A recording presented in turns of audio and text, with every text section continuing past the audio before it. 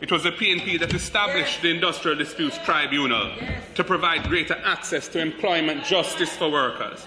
It was the PNP that ensured that workers who are unjustifiably terminated or are made redundant have clear rights to fair compensation under the Employment Termination and Redundancy Payments Act.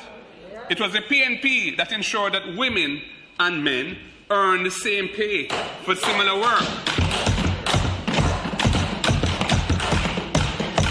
under the Employment Equal Pay for Men and Women Act.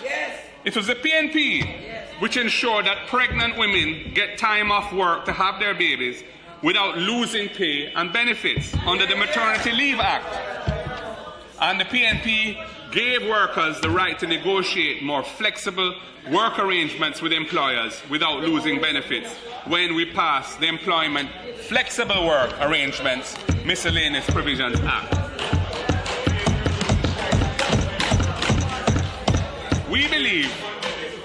We believe that it is in Jamaica's long-term interest to promote a more equitable and mutually beneficial relationship between capital and labour.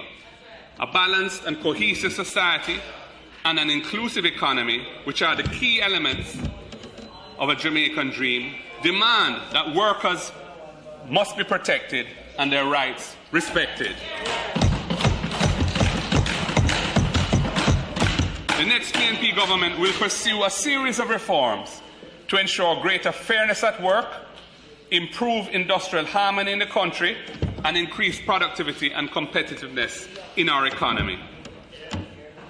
The widespread use of fixed-term contracts must be addressed. Too often, they are being used to sidestep the basic guaranteed package of rights and benefits for workers. This is not fair to employees.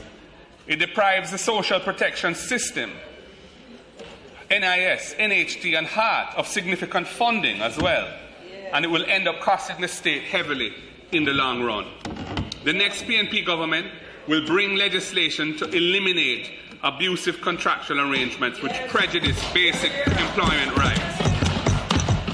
We will ensure fair and equitable treatment for workers, regardless of the legal forms that their contracts are contrived in.